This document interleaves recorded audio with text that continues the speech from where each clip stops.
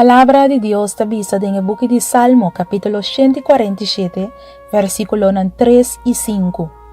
Esta cura es nan quebra de corazón. Esta mara tur nan herida nan. Nos Señor está grande, poderoso. Su sabiduría está sin límite.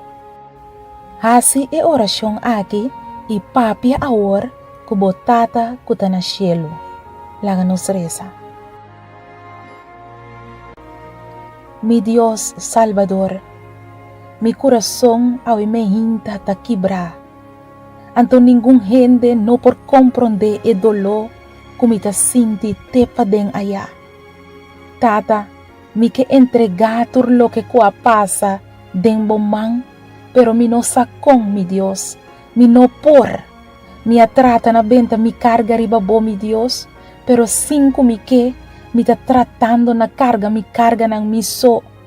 Mi corazón ta hopi herida.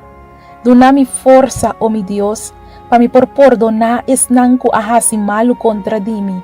Bo palabra abisa mi awe, ku abote Dios ku ta cura es nang quebrar de corazón. Abota mara tur nang herida nang.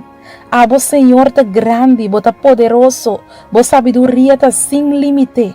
E tapesei mi Dios me ta pedido, para em nome de Cristo Jesus, para volantar mi back, salvar mi tata, donar mi força, para me por enfrentar a vida back com cara na laira, anto sem medo, pero com fé denbo, oh mi Dios.